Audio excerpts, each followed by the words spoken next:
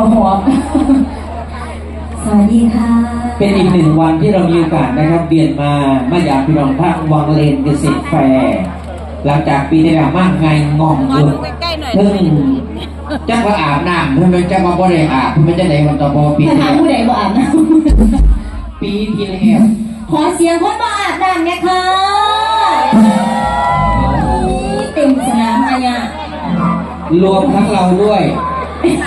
ก็ต้องอาจารย์ใจอาบทุกคนเป็นพยานได้เยอะเป็นบอกค่ะโอ้ยอาจารย์ใจเราอาบแล้วทิมน้องท่านเนี่ยเราบ่อาบจริงเพราะว่ามืออื่นสิได้สวยเมียบ้านเด้มาเด้อผู้ใดสิฝากของเมียบ้านอีสานกับเฮาหลาขอหวยเนี่ยโอ้ยบอกเพิ่นไปลูกบอกเพิ่นไปถึงก็ถึงแล้วแต่จะบอกให้ว่าหวดเก่าหนูบ้านใส่พยุงแมนจังหวะ